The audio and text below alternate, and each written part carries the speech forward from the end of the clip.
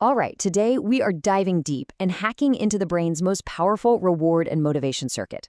We're going to look at how three totally different substances, a breakthrough medicine, a really common stimulant, and a notorious street drug, all manage to target the exact same master switch, the dopamine system. So let me ask you this. What in the world could possibly connect a therapy that gives Parkinson's patients their movement back, a medication that helps people focus, and one of the most infamous party drugs out there? Well, the one-word answer is dopamine. But how they each mess with it is this incredible story of, ingenuity, brute force, and some serious biological trickery. Okay, so first things first. Before we can really get into the hacks, we've got to understand the system we're trying to hack.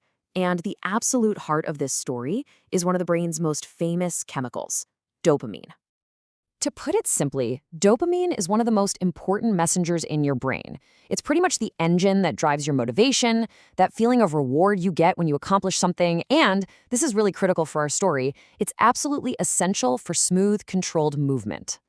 Now, here is the big problem. If someone has low dopamine levels, like a patient with Parkinson's disease, why can't we just, give them a dopamine pill? Well, it's because the brain has this incredible fortress protecting it called the blood-brain barrier. And dopamine itself, it just can't get past the guards. So, if you want to influence dopamine levels, you have to get crafty. You've got to find a hack to get around that barrier. And that is exactly what our three substances do, each with its own unique, and you could say brilliant or dangerous, strategy. Let's break down how they each pull it off. You can really see the three totally different playbooks right here. Levodopa, that's the elegant workaround. It sends in a disguise, a precursor. Cocaine is more like a saboteur. It just jams up the brain's cleanup machinery so dopamine sticks around way longer.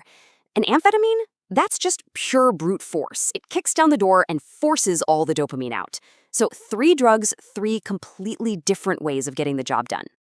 Levodopa's strategy is what's called a prodrug. Think of it like this. The brain's security won't let a finished cake, that's our dopamine, through the gates.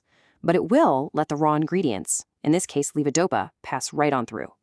All the baking then happens on the other side, inside the brain itself. It's pretty genius. And this is how that slick process actually works. First, levodopa basically hitches a ride on a special transporter to get across the barrier. Once it's inside, an enzyme gets to work, transforming it into the dopamine the brain so desperately needs. And the result? Motor control is restored for patients. It really is a clever, elegant therapeutic hack. Now, let's look at the 2 stimulants because they are a whole different story. Imagine your nerve cells use a tiny little vacuum cleaner to suck up leftover dopamine. Well, cocaine just jams the hose, the vacuum can't work, so all that dopamine just hangs around hitting the receptors over and over again. Amphetamine, on the other hand, is way more aggressive.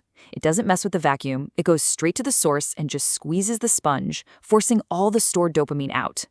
This causes a massive, totally unnatural flood, a tidal wave of dopamine. So we've got these 3 different hacks, right? And as you can probably guess, these different methods lead to wildly different outcomes. Everything from life-changing medicine to intense euphoria and, ultimately to potential mayhem. I mean, just look at what they're used for. Levodopa is the absolute gold standard for controlling Parkinson's symptoms. Amphetamines, they're prescribed to help people with ADHD and narcolepsy. And cocaine? Well, it was once used medically as a really powerful local anesthetic, but that kind of use is incredibly rare these days, for reasons that are about to become very, very clear. When you look at their desired effects on the brain, the difference is just stark. With levodopa, the goal is to get back to normal movement. With amphetamine, the goal is sharpened focus and alertness. But with cocaine, because of that powerful reuptake blockade, the goal is an intense, overwhelming feeling of euphoria and excitement. But here's something that's absolutely critical to remember about our medical hack. For all its brilliance, levodopa is not a cure. The underlying disease in Parkinson's, the neurodegeneration, it just keeps going. Levodopa is simply, but powerfully, managing the symptoms along the way. And that brings us to the price tag. Because hacking a system as complex and as delicate as the brain's dopamine pathways, well, it never comes for free. Every single one of these substances carries some pretty significant risks. One of the biggest challenges with levodopa is its super short half-life. We're talking just 1 to 2 hours. This means patients can go through these dramatic swings in motor control. this difficult cycle known as the on-off phenomenon, where their symptoms can just suddenly reappear between doses. And the long-term side effects, they can be really severe. With levodopa, the brain can actually become too sensitive, leading to these uncontrollable jerky movements called dyskinesias. And with chronic cocaine use, its powerful ability to constrict blood vessels can literally cut off blood flow and cause devastating damage, like completely perforating the nasal septum. But one thing they all share is the strain they put on the heart. By flooding the system with these powerful chemicals, all three can act like an adrenaline rush on overdrive, dangerously cranking up your heart rate and blood pressure. Cocaine is especially bad here. Its effects are so powerful it can cause heart attacks, even in young people who are otherwise perfectly healthy. And of course, there's the elephant in the room. The intense stimulation and that rush of euphoria from amphetamine and cocaine create an extremely high potential for psychological dependence and addiction. That's a risk you just don't typically see with levodopa's therapeutic approach. So we've seen the cleverness, we've seen the brute force, and we've seen the fallout.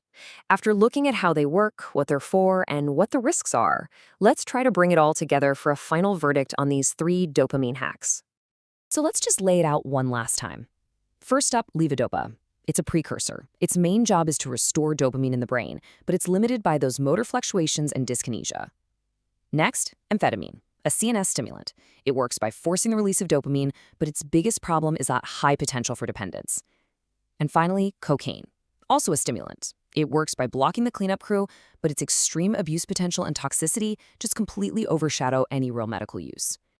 When you step back and look at it, these 3 substances really show the incredible power we have to manipulate our own brain chemistry.